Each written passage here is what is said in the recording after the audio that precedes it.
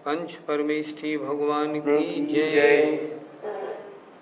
पिछले एपिसोड में कुदेवों की चर्चा हुई थी, लेकिन कुदेवों की चर्चा पूरी नहीं हो पाई थी।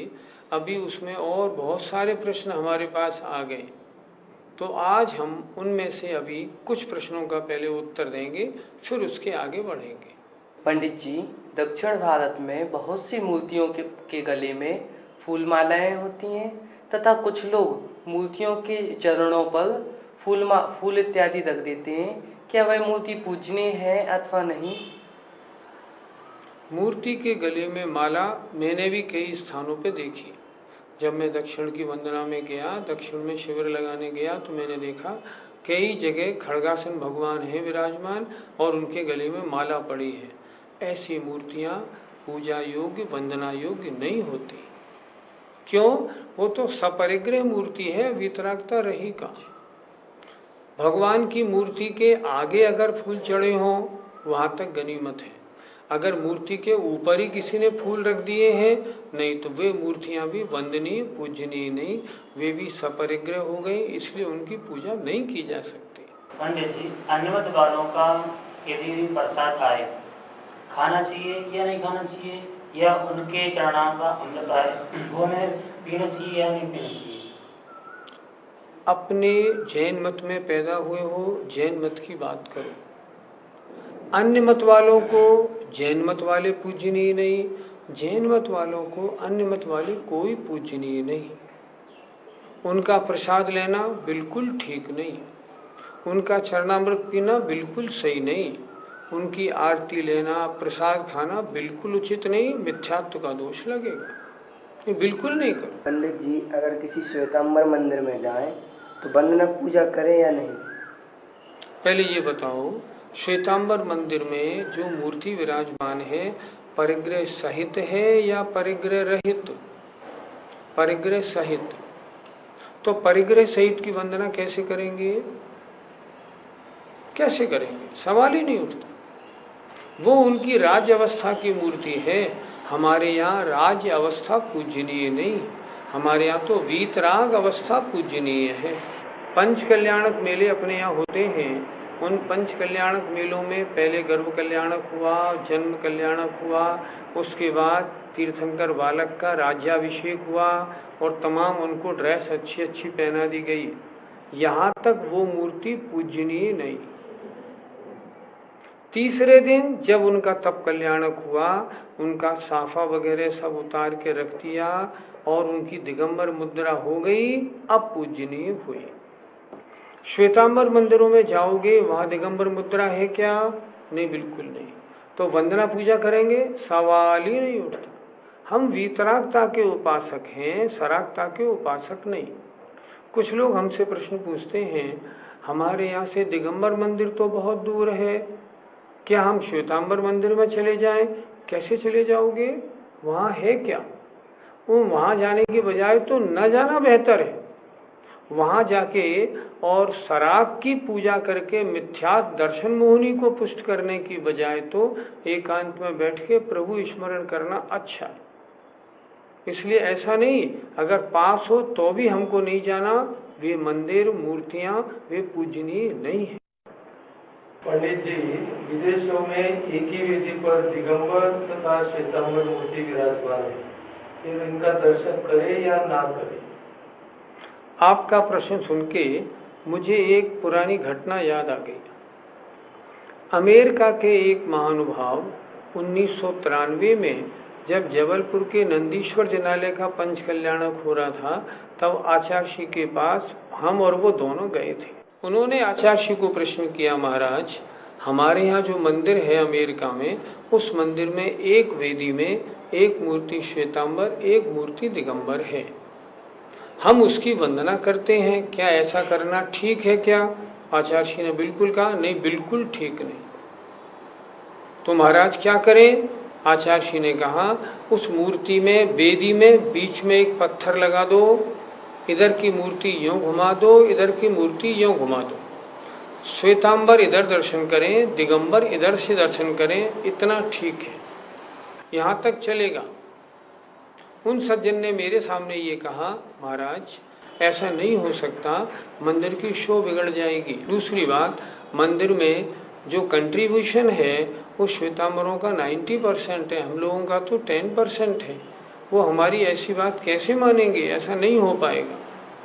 इतना कहना था कि आचार्य श्री चुप हो गए। उन सज्जन ने फिर एक बात पूछी, आचार्य श्री ने फिर भी उत्तर नहीं दिया। अन्य बातें होती रही। जब हम दोनों वहाँ से उठ के चलने लगे, तब उन अमेरिका वाले सज्जन ने एक बार फिर पूछा, महाराज मेरे प्रश्न का उत्तर आपने नहीं दिया, फिर मैं क्या करूं? तो आचार्य श्री ने क्या सुंदर उत्तर दिया था, अमेरिका छोड़ के हिंदुस्तान आ जाओ। जहां धर्म नहीं पलता वहां क्या रहना? क्या अपना जीवन नष्ट करना है? याद रखना, मिथ्यात्व के कारण असंख्यात भव नष्ट होते हैं। एक सांप काट जाए तो एक आदमी एक पर्याय में मरता है, लेकिन मिथ्यात्व का जो काटा हुआ है, जो इन देवी देवताओं की पूजा वाले मिथ्यात्व से काटा हुआ है ना, उसके तो असंख्यात भव नष्ट हो गए। इस जन्म में भी दुख और अगले जन्मों में भी दुख ही दुख मिलना है। जाएगा कहाँ? नरक तिरंच निगोद में जाएगा और स्थान ही कहीं नहीं मिलेगा। इसलिए बिल्कुल नहीं, बिल्कुल पूजा करनी है सच्चे देव की ही करनी है। ये शनि की 7.5 क्या होती है? क्या बताएं, कितने फजीते लग गए हैं हमारे समाज में। शनि की 7.5 कुछ नहीं होती, सब बकवास। हमने देखा शनि की 7.5 पे लोग तरह तरह के प्रोग्राम, विधान, पूजा, जाने क्या क्या करते हैं। शनि की 7.5 कुछ नहीं होती। अभी दक्षिण में जाने का मौका मिला, शनि अमावस्या मनाई जाने लगी। शनि अमावस्या ये तो अन्य मत वालों का त्योहार है, हमारा त्योहार कब से हो गया? कुछ समझ में ही नहीं आता। इस त्योहार को हमने अपना कैसे लिया? एक नई बात और देखने को मिली कुछ वर्षों से, बहुत से हमारे जो पूजनीय साधु महोदय हैं, वे भी अब नवरात्रि मनाने लगे, नवरात्रि में विशेष पूजा करने लगे। नवरात्रि के दिन ये तो अन्य मत वालों के दिन है, किसी भी जैन शास्त्र में नवरात्रि का शब्द ही नहीं है। मैंने इस बारे में एक लेख भी लिखा था कि नवरात्रि जैनियों की कहीं नहीं है, ये तो अन्य मत वालों का त्योहार है, उनको मनाने दें, हम उसमें क्यों दखल करें। लेकिन आजकल मैं फिर क्या बताऊं, जो हमारे साधु वर्ग हैं वो नवरात्रि को विशेष महत्व देने लगे। जैन शास्त्रों में कहीं नहीं लिखा, नवरात्रि बिल्कुल हमारी नहीं, नवरात्रि में कोई विशेष प्रोग्राम करना ही नहीं, अगर करते हैं तो मिथ्यात्व का दोष लगेगा। इसलिए बिल्कुल नहीं करो, इन सब चीज़ों से बचे। अरे विशुद्ध परिणाम पूर्वक अपन भगवान की आराधना करें। ये नवरात्रि, 7.5 और ये शनि अमावस्या कहाँ से आ गए? हमारे धर्म के हैं ही नहीं। यदि अपने परिवार पर कुछ कष्ट आए तो भगवान की आराधना करना उचित है। शास्त्रों में कष्ट निवारणार्थ भगवान की पूजा आराधना करने के बहुत सारे प्रसंग मिलते हैं। मैना सुंदरी ने मुनि महाराज से प्रश्न किया, मुनि महाराज ने कहा था कुष्ठ निवारण की आपत्ति है तो तुम सिद्ध चक्र विधान करो, है कि नहीं है? इस तरह मिलते हैं।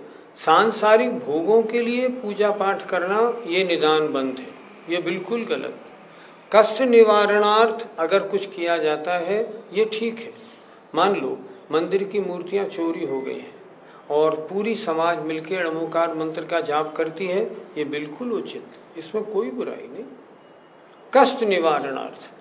पहले एक बार जब आचार्यों को हार्पीस की बीमारी हुई थी, तब हजारों लोगों ने हजारों मंदिरों में उनके स्वास्थ्य के लिए णमुकार मंत्र के जाप किए थे। नहीं, ये गलत नहीं, ये बिल्कुल ठीक है।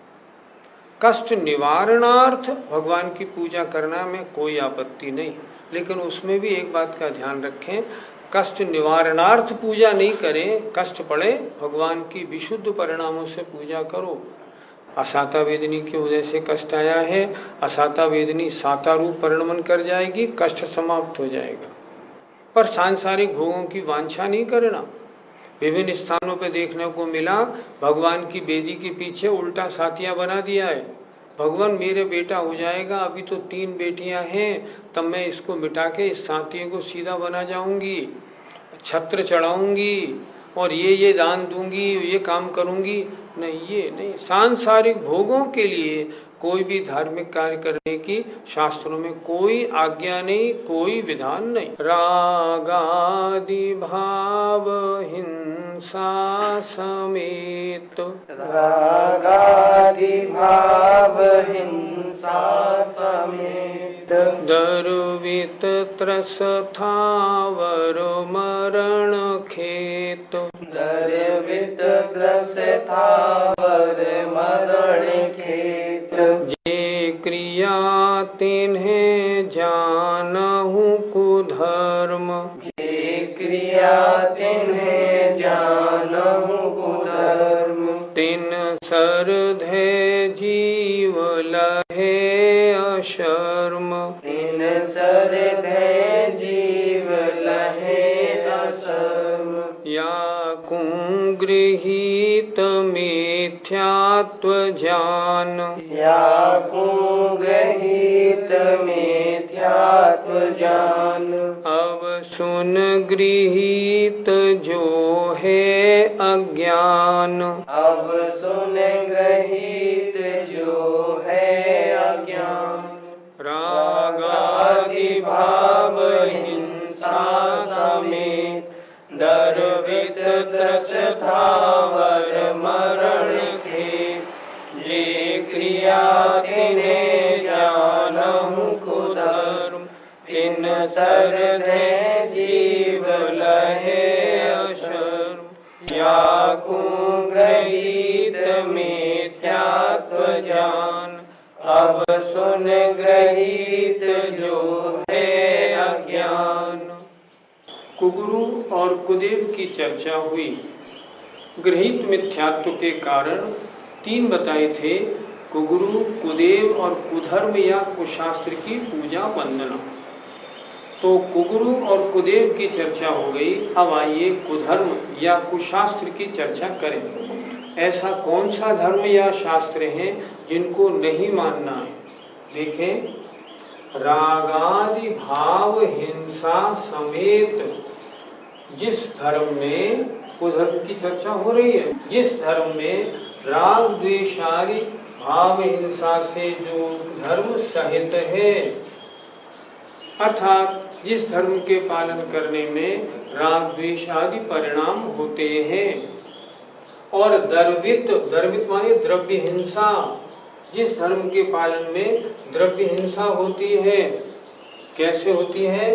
त्रस और स्थावर जीवों के मरण का जो स्थान है, जहाँ बलि दी जाती हो, जीवों की हिंसा की जाती हो और उसको धर्म माना जाता हो। देखें, द्रवित माने द्रव्य हिंसा होती है, अर्थात त्रस और स्थावर जीवों के मरण का जो खेत माने स्थान है, अर्थात जिन क्रियाओं के करने में राग द्वेष आदि परिणाम होने से भाव हिंसा से जो सहित है, और जिन क्रियाओं को करने में त्रस और स्थावर जीवों का मरण का स्थान माने मरण होने से द्रव्य हिंसा होती है, वे क्रियाएं, जे क्रिया, वे सभी क्रियाएं, तिन्हें माने उनको कुधर्म जानो, वो धर्म नहीं है। तिन श्रद्धे, उनका जो श्रद्धान करते हैं, ऐसे जीव प्राप्त करते हैं दुखों को। मतलब संसार भ्रमण में भटकते हैं और दुखों को प्राप्त करते हैं। धर्म की परिभाषा क्या कही गई? अहिंसा परमो धर्म। अहिंसा परम धर्म है।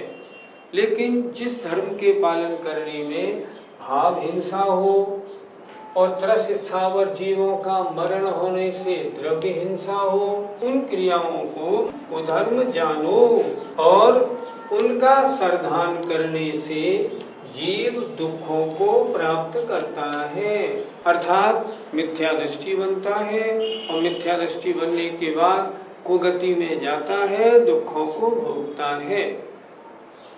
याकूं इनको, किसको? खोटे गुरु, खोटे देव और खोटा धर्म या शास्त्र, इन पर आस्था रखना, इनकी पूजा अर्चना करना, इसको गृहीत मिथ्यात्व जानो। अर्थात अगर आपने खोटे देव, खोटे गुरु और खोटे शास्त्र या धर्म की आराधना की तो ये इस भव में ग्रहण किया हुआ मिथ्यात्व कहलाएगा। आप और अपने मिथ्यात्व को बढ़ाने में लगे हुए हैं।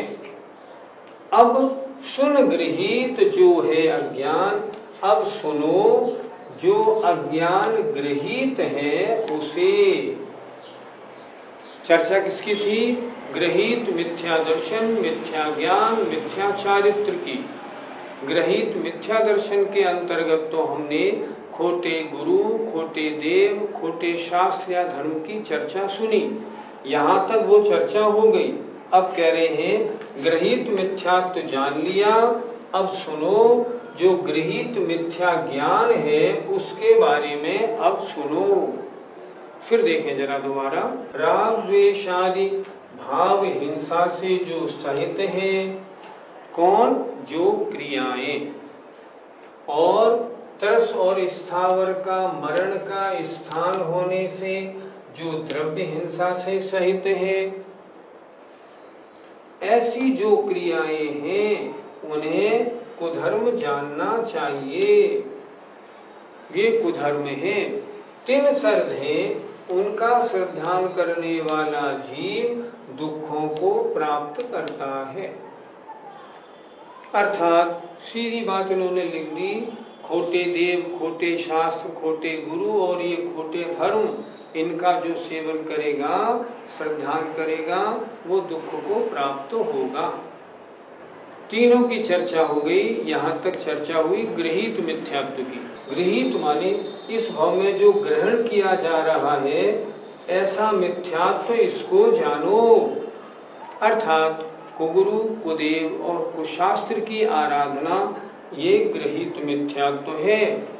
अब सुनो जो गृहीत अज्ञान है उसकी चर्चा आगे की जाएगी। हमारे पास बहुत से शास्त्र हैं जिनमें एकांत का निरूपण है। ऐसे शास्त्र को क्या करना चाहिए? आपके पास नहीं, ऐसे शास्त्र तो एकांती लोग मंदिरों में फ्री रखे जाते हैं, और हमने तो ऐसा देखा मंदिर में अपने शास्त्र रखते हैं और जो मंदिर में रखे होते हैं उनको उठा के ले जाते हैं। हमने ऐसा भी देखा। हम क्या करें, इन सारे शास्त्रों को इकट्ठा करें और एकांतियों का जो ठिकाना हो वहाँ भिजवा दें।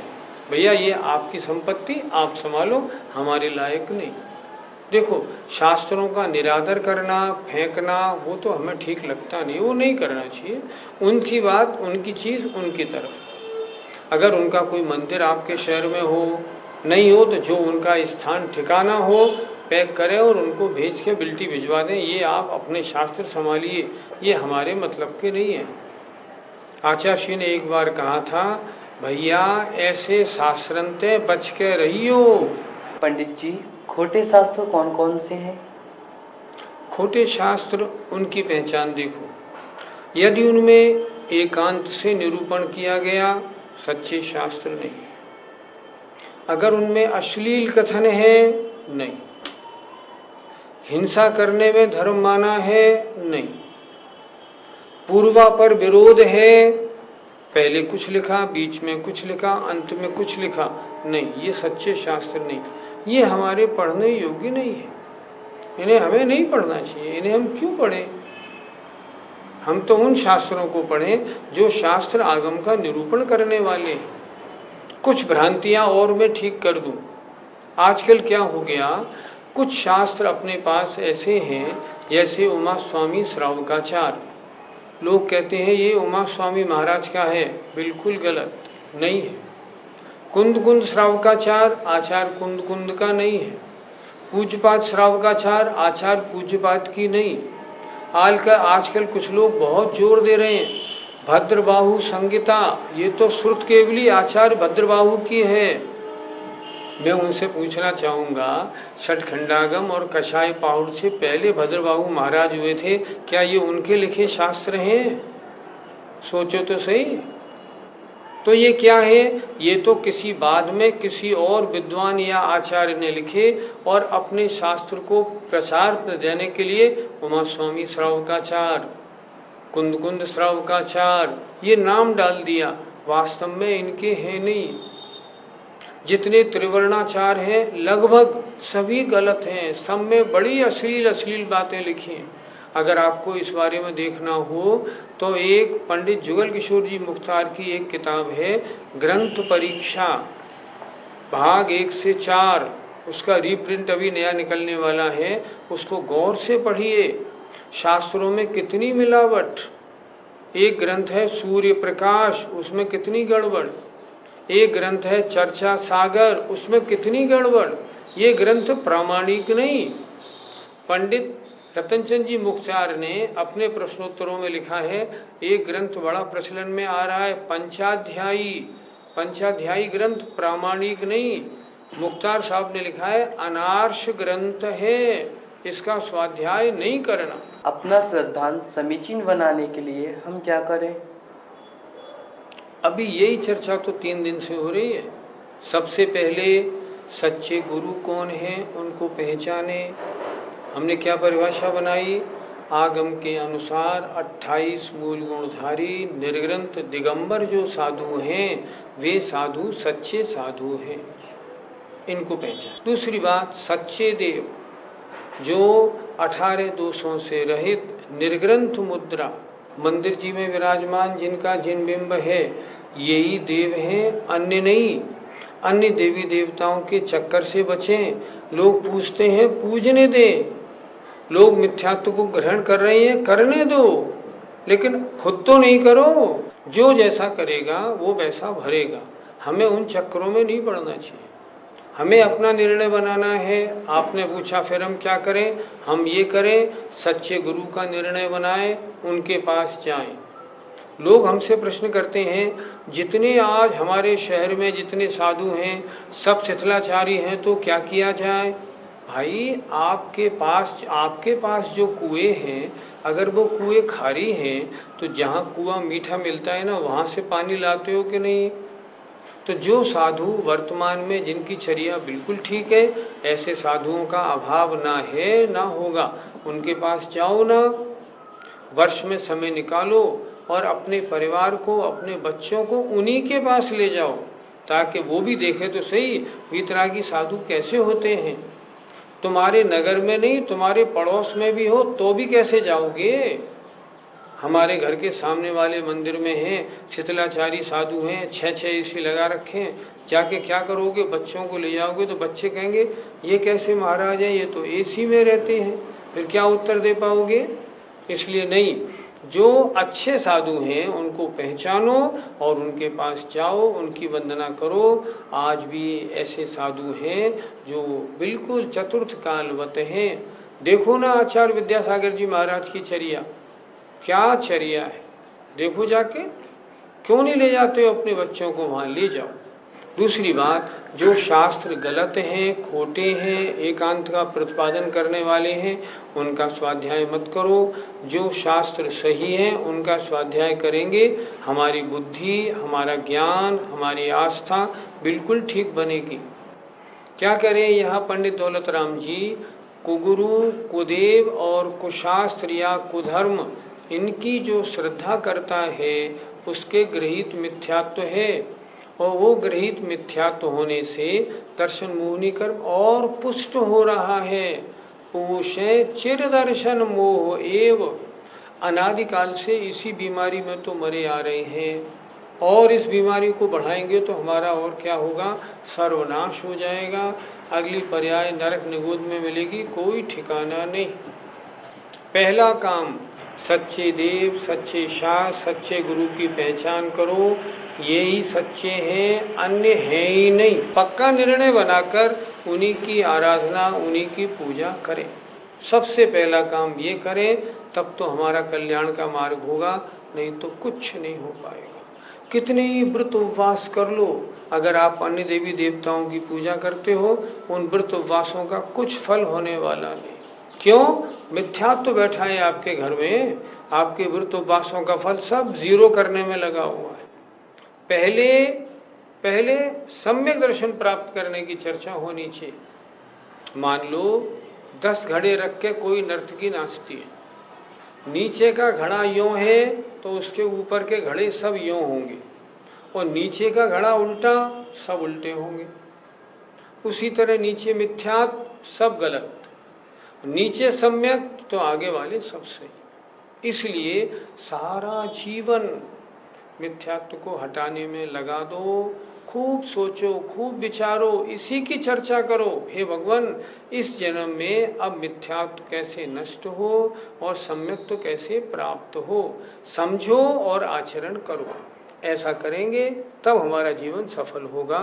आइए, जय जिनेन्द्र।